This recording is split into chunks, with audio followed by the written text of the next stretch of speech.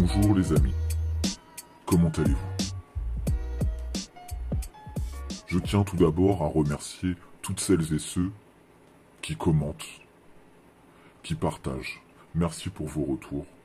Je n'ai plus accès à Facebook comme vous le savez pour l'instant.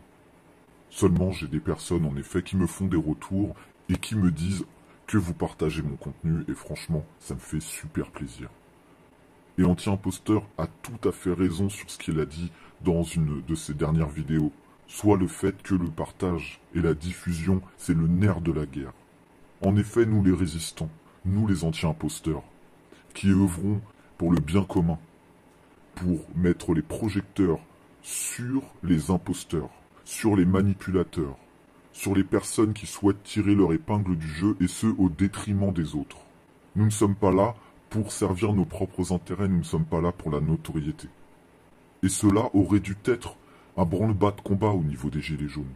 Et là, je pense notamment au porte-parole, puisqu'il n'y aurait pas dû avoir de tête, il n'y aurait pas dû avoir de figure médiatique. Tout le monde dit non leader, mais on voit toujours les mêmes têtes. Ne serait-ce que par rapport à ça, ils ne sont pas cohérents dans ce qu'ils disent. Comme je le dis souvent, ne me croyez pas, allez vérifier par vous-même.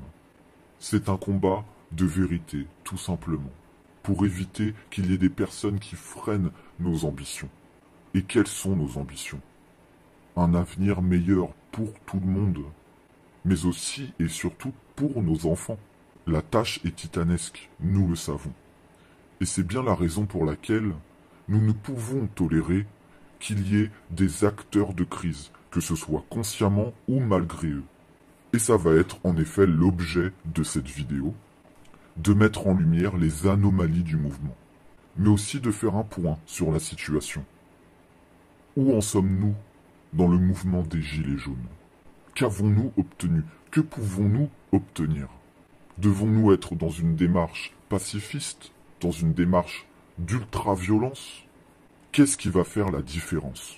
Et pour cela, je vais m'appuyer de schémas que j'ai réalisés, alors soyez indulgents avec moi les amis. Je n'ai pas l'habitude de ça, j'ai fait comme je pouvais, et le fait est que ça va m'aider à illustrer mes propos. Ici, vous pouvez voir donc, à gauche, un résumé de l'état du mouvement, au niveau des différents acteurs, et à droite, vous pouvez voir la même chose, mais à plus grande échelle, à l'échelle de la France. Et nous allons tout d'abord nous attarder à droite, sur le gouvernement, sur l'état actuel du pays, dans une idée pyramidale, puisque dans le mouvement, nous prônons l'horizontalité, que nous soyons tous au même niveau. Mais pourtant, nous allons voir que c'est totalement faux. Que nous sommes tout simplement en train de reproduire le même schéma à plus petite échelle. Concentrons-nous donc à droite. Vous avez tout en bas donc les pauvres. J'ai fait des résumés assez grossiers, ne m'en voulez pas. C'est seulement pour appuyer mon propos. Donc tout en bas, vous avez donc les pauvres, voilà, les personnes dans la précarité, les laissés pour compte de la société, les oubliés, voilà. Ceux qu'on ignore, ceux qu'on méprise. C'est triste. Enfin bon, ce n'est pas le sujet, je vais tenter de garder le cap, j'y vais.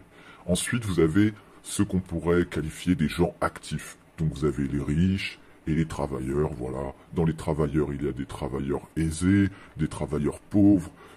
C'est les gens actifs, disons.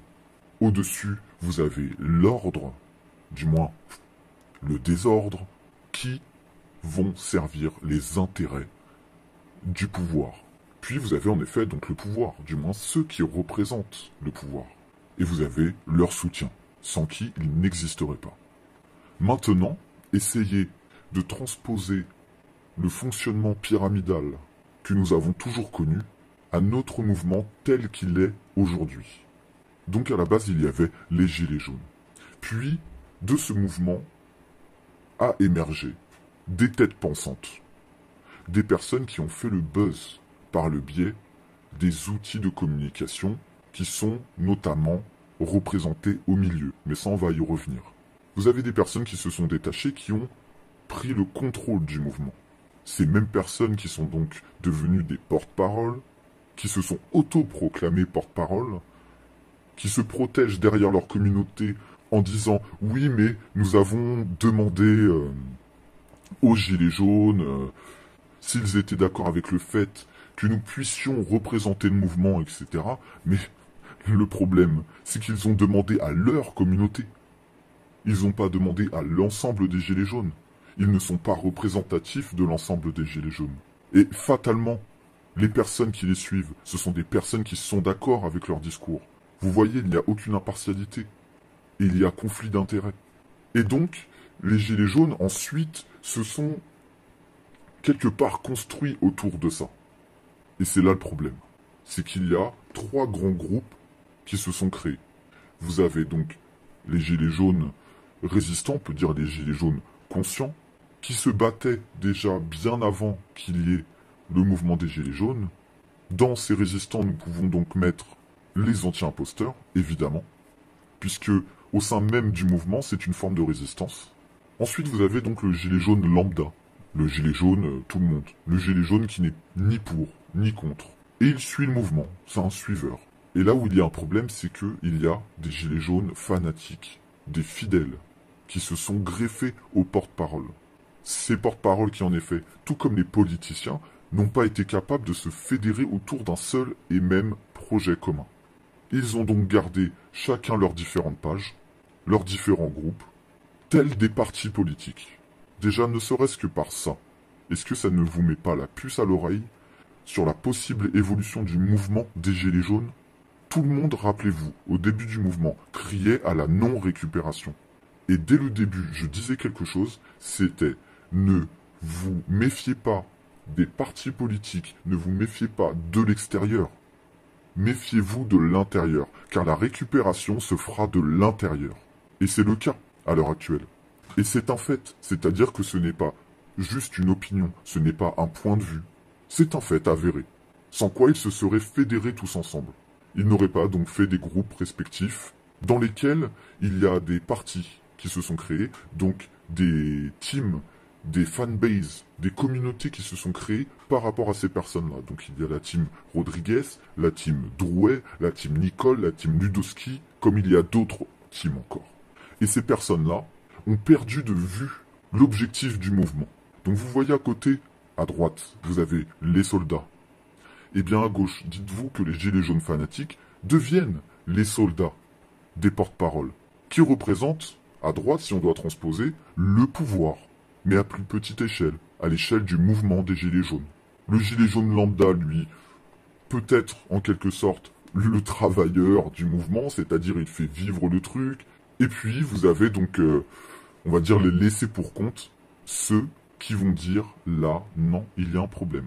Les porte-paroles ne représentent pas les gilets jaunes, ils représentent uniquement les membres de leur communauté. Car toute personne qui aurait le malheur de les remettre en question, de les critiquer, sont d'emblée menacés et insultés, pris à partie, bannis, censurés.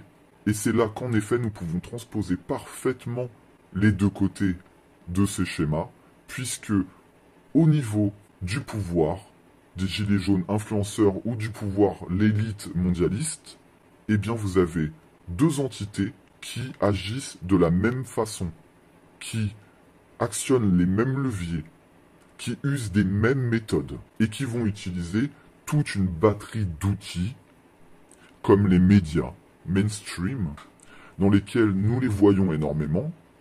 Et là, concentrons-nous sur le mouvement des Gilets jaunes, où vous avez donc tous les influenceurs qui sont sur tous les fronts. Et au niveau des porte-paroles, donc des Gilets jaunes influenceurs qui représentent donc le pouvoir, ils laissent en effet crever des laissés pour compte, que eux-mêmes vont qualifier de non-gilets jaunes, de foulards rouges, de trolls, parce que ces personnes-là ne sont pas d'accord avec eux. Qui représentent-ils, à part eux-mêmes? Quelles paroles portent-ils, à part la leur?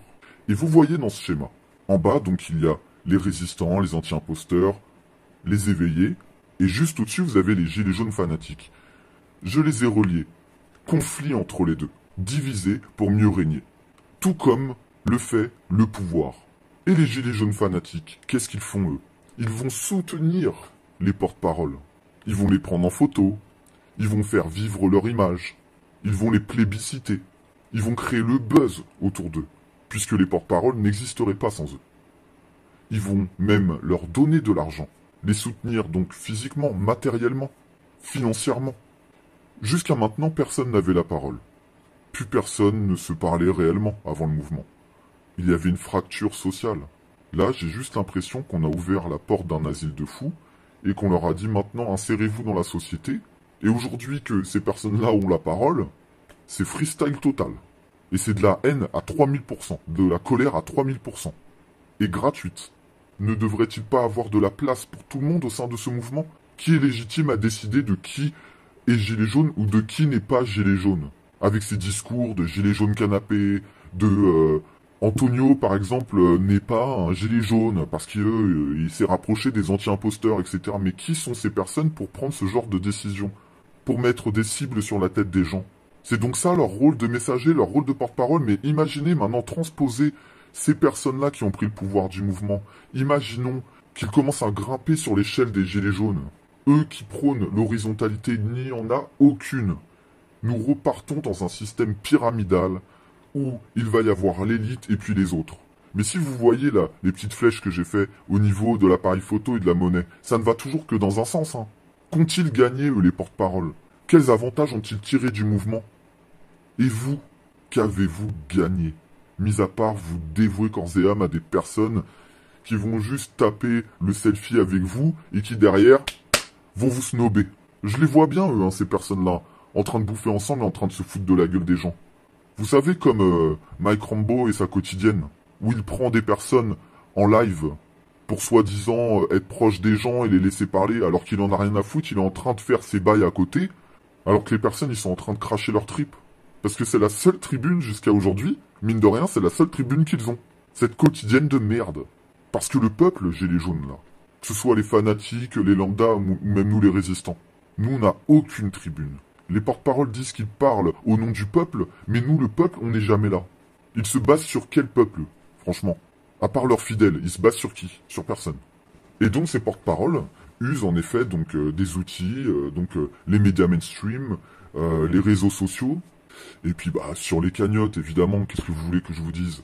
Et puis d'autres qui vont se rapprocher des partis et des syndicats, alors qu'à la base nous étions tous un syndical, apolitique. Et puis aujourd'hui il y a tout qui change parce que eux l'ont décidé. Et tout le monde suit, dit ok. Mais dans ce cas-là, si nos convictions sont aussi changeantes au gré du temps, sont aussi malléables, aussi influençables, mais qui sommes-nous à part des moutons? Ils sont là, ils portent les porte-paroles avant les intérêts du mouvement, avant nos objectifs. Ils vont passer le clair de leur temps à les écouter, à faire « Ah, qu'est-ce qu'il est génial, qu'est-ce qu'il est mignon. Franchement, vraiment, je l'adore, il a l'air vraiment sympathique. » Vous savez, comme ces petites vieilles, bon, là c'est péjoratif ce que je veux dire, comme ces personnes qu'on interviewe avant des présidentielles ou des municipales, où on leur demande pour qui vous êtes. Et vous savez, on a le cliché quand même de la mamie qui va dire ah bah moi je suis pour Emmanuel Macron, hein, parce que... Et mais pourquoi madame, vous êtes pour Emmanuel Macron? Qu'est-ce qui vous plaît dans son programme? Ah bah je ne sais pas, je n'ai pas lu son programme, mais il a l'air très gentil, il est vraiment mignon. Et voilà. Donc c'est exactement la même chose qui se passe. C'est que ces personnes-là ne veulent pas, surtout pas, se renseigner sur eux. Ils sont comme dans une télé-réalité, là. Nous reproduisons exactement ce que nous dénonçons et ce que nous ne voulons plus. Comment vous pouvez laisser vos idéaux et vos convictions se laisser manipuler et changer par le prisme d'une poignée non représentative du mouvement? Mais qui sont-ils? Ils sont même pas 10, ils sont même pas une dizaine, ils ne représentent personne d'autre qu'eux-mêmes, ces personnes-là.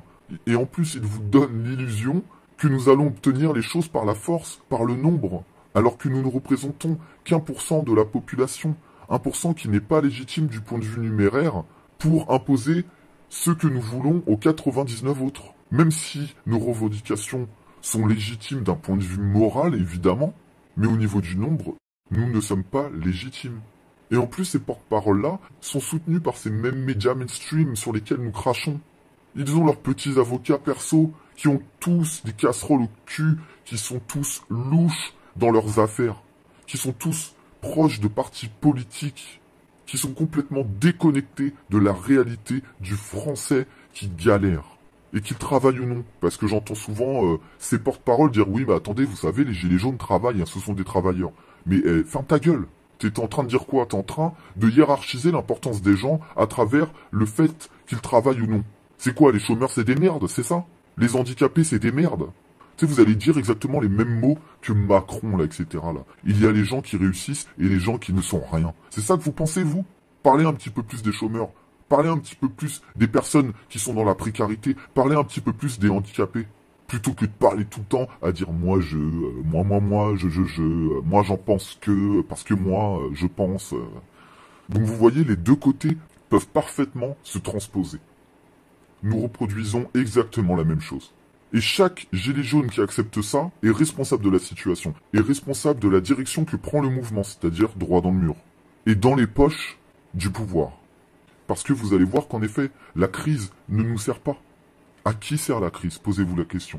Et donc, autour de ces porte-paroles, évidemment, vous avez des personnes qui gravitent autour, qui essayent de se nourrir de leur statut pour tirer aussi leur épingle du jeu. Donc, j'ai fait ce petit schéma. Vous avez donc ces deux mouches à merde en bas à gauche qui dit t'en veux toi Ah non, surtout pas, ça pue la merde, tu vois. Donc, en effet, oui, ça pue la merde. Vous avez donc cette merde qui représente, hein, vous savez qui, et puis tous ceux là, tous les autres là qui gravitent autour, hein, comme des mouches là en train de se nourrir et de pomper le sang des people gilets jaunes. Parce que s'ils n'étaient pas people des gilets jaunes, ils seraient pas du tout autour d'eux. Hein. Ces gens-là ne gravitent qu'autour des projecteurs. Et puis, hein, pour ceux qui connaissent, hein, Génération 80, les inconnus. Nous vous souhaitons à tous de retrouver une totale liberté d'esprit cosmique vers un nouvel âge réminiscent. Nous sommes en plein dedans.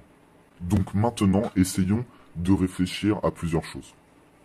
C'est-à-dire, est-ce que nous pouvons faire plier un État par la force, par le nombre? En France, le problème, c'est que nous voyons le monde qu'à travers le prisme de ce qu'il se passe chez nous. C'est-à-dire, pas grand-chose pour le moment. Et en disant ça, je ne minimise absolument pas les difficultés que rencontrent les gens. C'est-à-dire, je ne me base pas sur un baromètre de la merde en disant « Eh, regarde, ta vie, ça va, hein, ne te plains pas parce qu'il y a pire ailleurs. » Ce n'est pas parce qu'il y a pire ailleurs que ce que cette personne vit n'est pas légitime à prendre en considération. Ce qu'il y a, c'est que les porte-paroles tentent de faire croire aux gilets jaunes qu'ils peuvent avoir gain de cause par la force. Et là, en ce moment, ils disent des trucs farfelus, du genre « contactons l'ONU c'est inacceptable la violence que l'on subit, tous ces blessés, etc. » En effet, c'est inacceptable. Mais tu vois le monde à travers le prisme d'un pays développé dans lequel nous avons encore un minimum de paix et de liberté. Seulement, évidemment, ce n'est pas suffisant. C'est-à-dire que d'un point de vue moral, en effet, il y a pire ailleurs, mais ça ne justifie absolument pas le manque de liberté que nous avons, la violence que nous subissons, la précarité que nous connaissons, les divisions que nous connaissons, et aussi les guerres qui se mènent ailleurs. Puisque j'entends souvent, oui, mais si le pouvoir appelle l'armée à agir, l'armée n'acceptera pas parce qu'ils sont là pour défendre le peuple, etc. Mais, les amis, quand les soldats sont déployés dans d'autres pays pour mener la guerre, pour faire la guerre, pour servir les intérêts du pouvoir, vous pensez qu'ils y vont pour défendre les droits de l'homme? Absolument pas. Ils y vont uniquement pour obéir aux ordres. Est-ce que vous pensez que jusqu'à maintenant, ne serait-ce que vous, est-ce que nous nous sommes déjà insurgés dans les rues comme nous le faisons aujourd'hui pour dénoncer ce qu'il se passe ailleurs, à Gaza? Évidemment, il n'y a pas le nombre de morts, puisque dans ce conflit, pour ceux qui connaissent un petit peu, il y a des choses qui ne sont pas bonnes à dire en Irak. Et là, je ne parle que des guerres récentes, c'est-à-dire que pour l'Irak, nous pouvons encore remonter des décennies en arrière et faire l'historique complet. Mais là, je ne parle que des dernières guerres. Et des guerres en cours. 120 000 morts. Le Yémen, 10 000 morts. La Syrie, 500 000 morts. Et les guerres en Centrafrique, en République du Congo, etc. 5000 morts, donc dans les guerres récentes encore. Mes sources peuvent être erronées, n'hésitez surtout pas à me rectifier. Si je me trompe, si je donne de mauvaises informations, nous pouvons en discuter. Mais n'oubliez pas que c'est un schéma qui est là pour illustrer mon propos, tout simplement. Et nous pensons, très bêtement, que nous allons faire plier un État qui mène des guerres un peu partout, qui ont contribué à tous ces morts, qui sont là uniquement pour servir leurs intérêts et suivre les ordres aussi qu'ils reçoivent, alors que la France est la 5e puissance armée du monde, qu'elle détient pas moins de 300 ogives nucléaires, qu'elle débloque un budget pour l'armée d'environ 40 milliards d'euros par an. On pourrait me dire, mais quel rapport? Mais le rapport est très simple. C'est qu'avec cette position, au vu du monde, comment pensez-vous qu'ils puissent accepter, alors que les projecteurs sont braqués sur eux, de plier face à une rébellion du peuple? Mais pour qui passerait-il? Pour qui? Si demain, il y a vraiment une guerre civile, et que l'armée s'en mêle, vous allez vraiment faire moins les malins. Parce que vous pensez vraiment que tout ce qui arrive, ça n'arrive qu'ailleurs. Et d'ailleurs, je n'ai pas fini une phrase tout à l'heure. C'est-à-dire que qui s'est insurgé des dizaines, des centaines de milliers de morts qui se passent partout ailleurs dans le monde? Personne. À part quelques militants, quelques activistes qui vont faire des manifestations comme ça a toujours existé dans l'histoire de France. Bien qu'aujourd'hui nous subissons une répression et une oppression et une violence sans précédent. Donc comment pouvez-vous exiger que le reste du monde s'insurge? Maintenant, essayez d'ouvrir les yeux. En effet, j'ai illustré en disant allez-y, nous sommes trop nombreux, ils ne pourront rien faire. Nous allons renverser le pouvoir. Si je le dis, c'est que c'est vrai. Vous voyez ce que je veux dire? Et puis le gilet jaune lambda qui part dans son égo trip de violence, dans le conditionnement qu'il a subi toute sa vie, sur l'idée qu'il faut se faire d'une révolution. Le pacifisme, c'est pour les sans-couilles. Vous savez, ce truc de ne pas avoir des couilles, comme si le fait de faire fonctionner son cerveau avant ses couilles était quelque chose de négatif. C'est triste quand même. Et ils y croient. Nous, on veut. Quand je dis nous, on veut, c'est-à-dire que voilà, le français exige. Il tape des pieds. Il se roule par terre, sans réfléchir, sans essayer de développer des solutions concrètes, sans essayer de comprendre comment fonctionne le système. On va les faire plier. Donc, que ce soit clair, l'idée de faire plier un État par la force ou par le nombre, c'est de l'ordre du fantasme. Sachez que ça n'existera jamais. Et si solution il y a, sachez que derrière, il y aura une bonne grosse quenelle dans votre gueule. Donc, que ce soit l'ONU ou d'autres organismes, et comme l'a dit Anti-Imposteur, et ça m'a fait super plaisir de l'entendre parce que j'avais cette idée de vidéo, et quand je l'ai vu là dans sa vidéo, où il parlait de ça, de l'ONU, j'ai dit, mais bingo, on est sur la même longueur d'onde. Et il a raison. Jusqu'à maintenant, l'ONU, qui s'est insurgé de tous ces morts? On a tous été conditionnés à être désensibilisés à ça, tant que ça ne nous arrive pas à nous. On regarde les informations à la télé comme une fiction. Oui, alors aujourd'hui, il y a eu un attentat à Gaza, il y a eu 3000 morts, dont plusieurs enfants et des mères de famille. Et on regarde ça, on a un petit instant de morale qui dure du moins une microseconde. Et on se dit, ah d'accord, ok, bon. Et puis après on zappe. Depuis qu'on est môme, on regarde les informations, on est complètement désensibilisé à ça. Quoi, je veux dire, normalement, mais réalisé quand même. Des morts pour des guerres que nous n'avons pas choisies, et personne ne s'en insurge. On marche dans la rue, on voit un SDF, on le calcule même pas. Mais regardons-nous un peu, regardons-nous. Ayons un point de vue objectif sur nous. Hein. Tout ce que nous avons accepté jusque-là. Hein. Et ce n'est pas non plus un reproche que je fais aux personnes qui n'avaient pas conscience de ça. Je ne leur jette pas la pierre. Absolument pas, parce que tout est fait pour qu'on n'y pense pas. Et c'est très bien fait, c'est très bien foutu. La preuve en est, regardez le mouvement des Gilets jaunes tel qu'il est aujourd'hui. Donc sachez une chose, par la force, nous n'allons rien obtenir. Et vous allez voir même que par la violence et par la force, nous offrons au pouvoir les outils de l'oppression. Et donc pour clôturer cette analyse, à qui sert la crise? Et je devrais vous avouer même que j'aurais dû mettre les politiciens et les porte-paroles au milieu. Parce que la crise leur sert beaucoup aussi, puisqu'ils ont pu tirer leur épingle du jeu, se positionner. Ils se prennent pour des révolutionnaires, les mecs. Hein. Mais qu'ils aillent faire un tour en Syrie, en Irak ou à Gaza, et après on en reparle. Après on en reparle. Parce que le Drouet, là, qui dit « Oui, je suis fatigué, je veux prendre du recul », mais il a pas honte, ce mec? Il fait preuve d'une totale indécence. Parce qu'en effet, si on doit transposer un peu ce qui se passe par rapport à ce qui se passe dans d'autres pays où c'est réellement la guerre, mais s'ils voyaient ça, ils seraient écœurés, hein, parce que eux, ils aimeraient avoir cette tribune. Eux, ils aimeraient pouvoir dire « Regardez, nos enfants se font tuer. Regardez, nos femmes, nos pères, nos mères se font massacrer, se font violer. Au secours, aidez-nous !» Et eux, ils ont cette tribune-là. Et voilà ce qu'ils en font. Si vous m'écoutez, vous avez pas honte?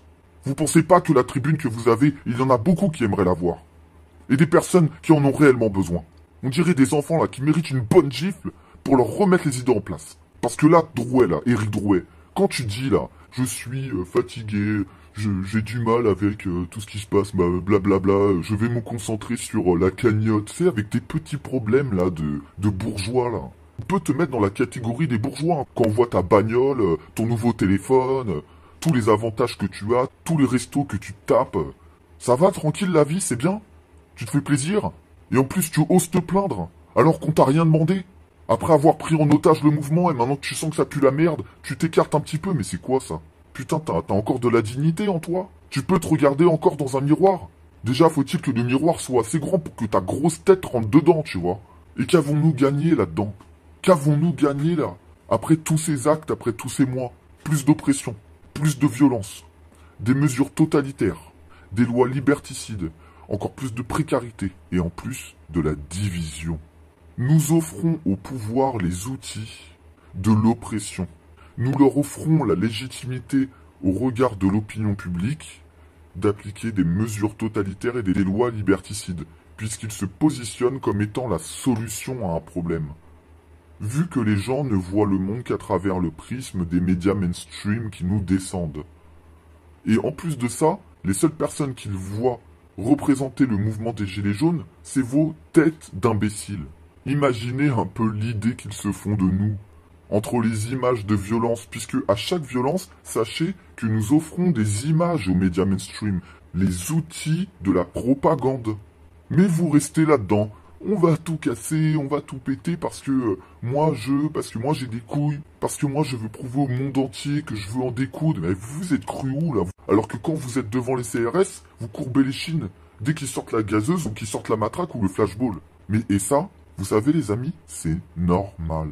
C'est normal. Ce qui n'est pas normal, c'est d'avoir l'idée de pouvoir en découdre, de vouloir se prouver quelque chose, de se croire dans un film d'action, dans un film de révolution, où le peuple arrive avec des cailloux et des cocktails Molotov. Je sais l'image que vous vous faites dans votre tête, là.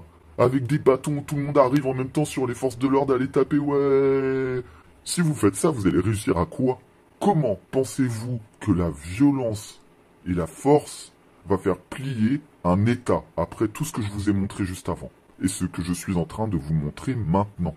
Dites-le moi en commentaire, sincèrement, sans mauvaise foi. Ça m'intéresse réellement. Parce que je peux me tromper. Bien que je suis un pacifiste dans l'âme.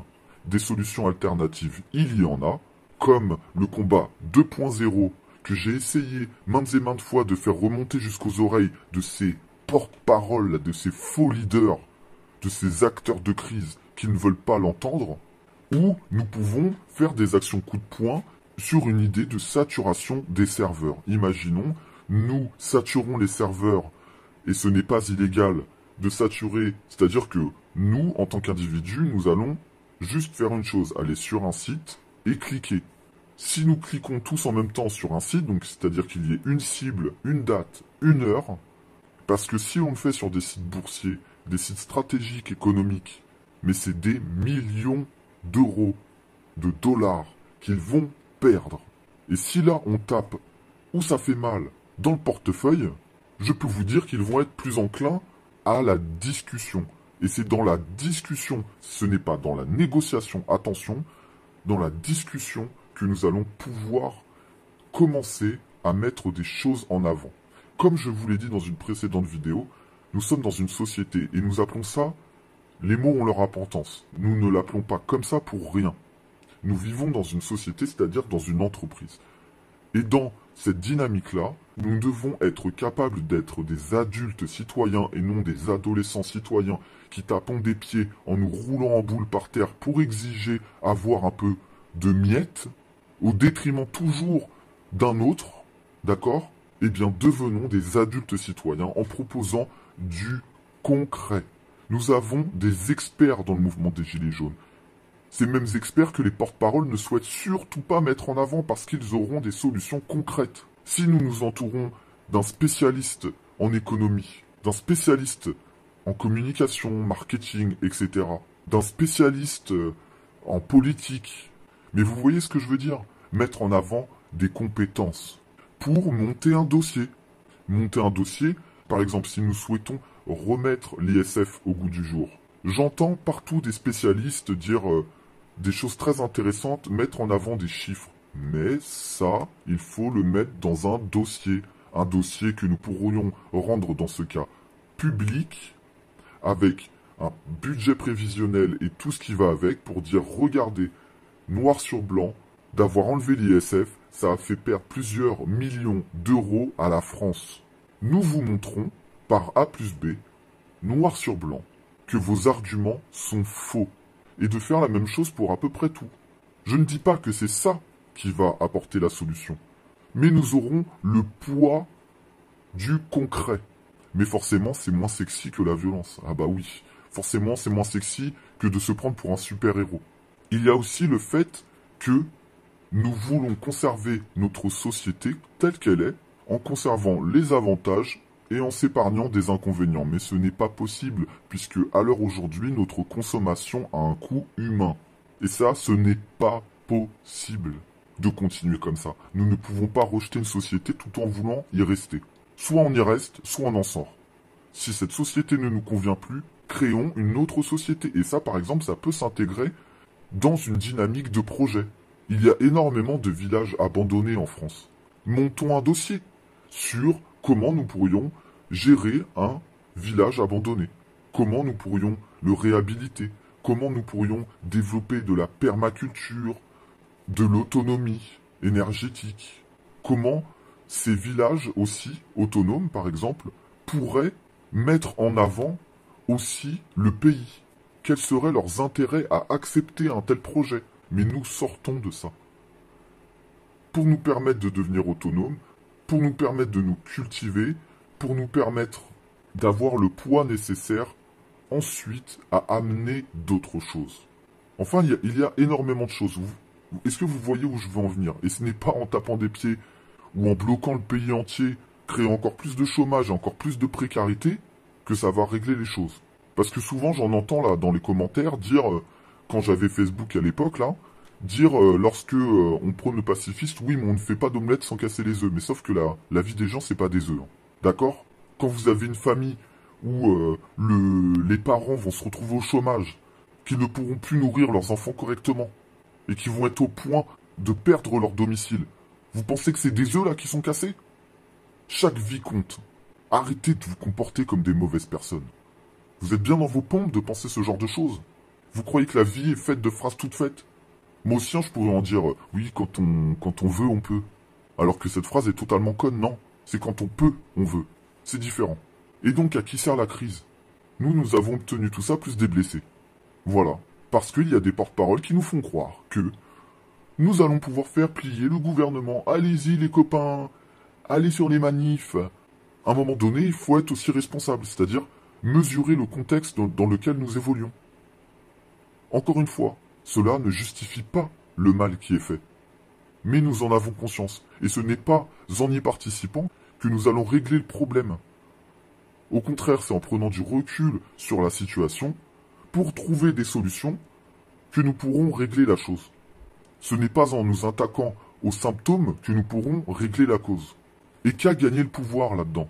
La légitimité de pouvoir passer aux yeux du peuple, aux yeux de l'opinion publique, pour les hommes de la situation, les hommes de la solution. Et qu'avons-nous offert au pouvoir? Eh bien, une campagne pour les européennes sous couvert de faux débats, qui a coûté 12 millions aux contribuables. Et là, vous voyez, ils jouent le même jeu qu'au niveau des présidentielles. Macron / Le Pen au coude à coude. Du coup, les gens, les moutons, là, vont aller voter contre Le Pen, comme ils l'ont toujours fait. Donc voilà, nous reproduisons exactement le même schéma à petite échelle contre lequel nous nous battons. Nous le reproduisons au sein même du mouvement. Il n'y a aucune horizontalité, les amis, aucune. Je dirais même qu'au niveau de certains résistants, même l'horizontalité n'existe pas. Je pense notamment aux Gilets jaunes constituants 91 que je respecte énormément. Mais les amis Gilets jaunes constituants, vous prenez un peu trop le melon. Il y a Chrysalide aussi qui s'est joint à eux. Il y a Mika Vlog là qui a changé son truc là, Mika RP 2.0, je sais pas trop quoi. Alors lui maintenant il se prend pour genre l'élite de la résistance là. Il a parlé 2 secondes à Wilson, ça y est, genre tu sais il pense que tu sais il est en train de renverser tu sais l'État, tu vois. Non mais les amis, franchement ce que vous faites, que chaque personne que je viens de citer là, je vous respecte énormément. Soyez juste ouverts s'il vous plaît d'esprit par rapport à la critique que je suis en train de vous faire. Ne vous braquez pas. Si vous vous braquez, remettez-vous en question. Parce que si vous vous braquez, c'est que vous estimez que vous êtes exempt de tout reproche et de toute critique. Ce qui vous met dans une position qui n'est pas à votre avantage, puisque c'est votre humilité qui fera votre force. Les amis, vous pensez que vous êtes la solution, vous le pensez trop, vous pensez que vous faites peur au gouvernement, vous pensez que vous faites peur à l'État, vous pensez que vous faites peur au pouvoir et qu'il tremble grâce à vous. Je pense que vous vous accordez plus d'importance que vous n'en avez. Vous avez le mérite d'éveiller les consciences, ce qui est déjà extraordinaire. Ce que vous mettez sur la table n'est pas secret défense. Vous mettez en lumière en effet de nouvelles choses, du moins de nouveaux avis, de personnes dont on n'a pas l'habitude de les voir s'exprimer. Et ça, c'est tout à votre honneur. En effet, vous pouvez en être fier, mais ne devenez pas élitiste, ne prenez pas de la hauteur par rapport aux autres. Parce que lorsque j'entends Chrysalide parler, Chrysalide Post 5, il est dans un délire de dire nous, il y a les gens tièdes, machin. Chrysalide, ton plus grand problème, tu sais c'est lequel? C'est le mépris intellectuel, le mépris des connaissances que tu es en train de faire. En faisant ça, tu es en train de casser les gens. Tout le monde n'a pas fait le chemin que tu as fait. Et tu dois être humble par rapport à ça. Ok, on a compris. T'en as plein le cul, ça je le comprends. Moi aussi j'en ai plein le cul. Je sais le parcours que t'as fait. Je sais ce par quoi tu as dû passer au niveau du prisme YouTube uniquement. Tu as le sentiment que rien n'avance, que les gens ne comprennent pas, etc. Mais ça devient dangereux lorsque vous pensez être la solution. Vous voyez ce que je veux dire? Que vous pensez devenir des leaders. Mais des leaders de quoi là? Arrêtez là, redescendez 2 secondes. Vous n'êtes pas la solution. Et je vais vous dire même un truc, c'est qu'à partir du moment où on pense qu'on est la solution, c'est à ce moment-là qu'on est dans l'erreur. Ne prenez pas le melon, redescendez. Nous ne sommes pas dans le céleste, nous ne sommes pas encore ailleurs. Vous voyez, l'horizontalité n'existe absolument pas. Et nous reproduisons exactement la même chose. Et il y a des acteurs de crise, des personnes qui sortent leur épingle du jeu.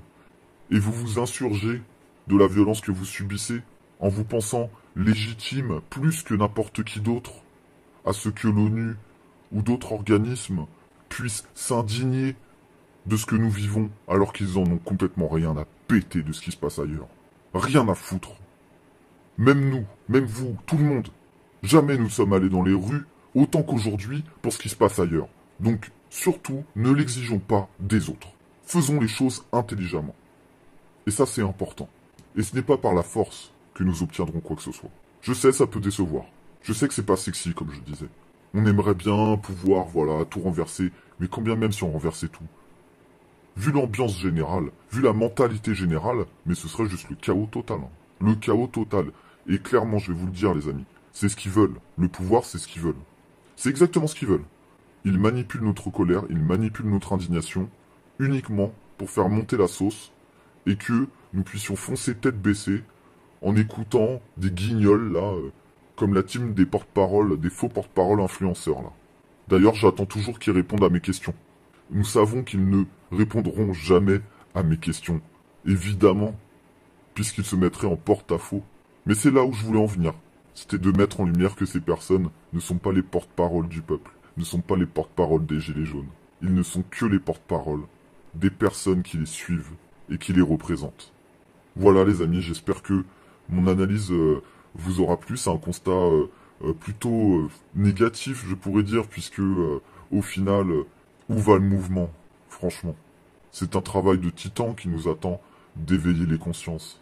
Et le problème avec ces porte-paroles, c'est que plus nous les attaquons, plus nous confortons leur fanbase qu'ils ont raison, parce qu'ils se sont donnés pour mission de les défendre corps et âme. S'il y a des personnes qui les défendent, qui les soutiennent, j'espère que mon contenu vous aura permis de prendre de la hauteur par rapport à la situation. Et je trouve ça vraiment dommage qu'il n'y ait aucune horizontalité. Nous n'aurions jamais dû accepter de nous présenter dans les médias. Nous n'aurions jamais dû accepter qu'il y ait des figures médiatiques au sein du mouvement. La parole aurait dû tourner, notamment par tirage au sort, si c'était une des solutions en tout cas. Nous aurions dû nous fédérer autour d'un seul et même groupe.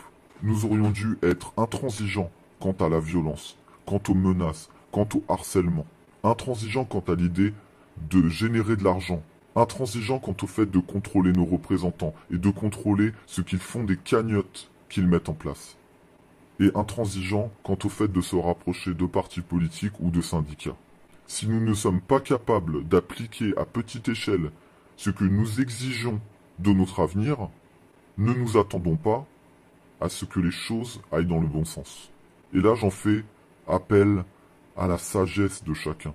Soufflons un bon coup, mettons notre ego de côté et essayons de nous écouter les uns les autres, même si nous ne sommes pas d'accord avec ce que l'on dit, avec ce que l'on pense. Rien ne justifie de nous harceler, de nous diviser. Personne ne divise autant que les porte-paroles, les amis. N'hésitez pas à partager si vous estimez que ce contenu en vaut la peine. Je vous remercie du fond du cœur pour votre soutien et pour avoir visionné cette vidéo jusqu'au bout. Pour ceux qui y seront restés jusqu'au bout, je vous remercie. N'hésitez pas d'ailleurs si vous voulez à commenter, à dire je suis resté jusqu'au bout, j'ai tenu bon et ça me fera plaisir. Donc je vais aborder d'autres sujets là prochainement. C'était Jeffrey et je vous dis à très vite.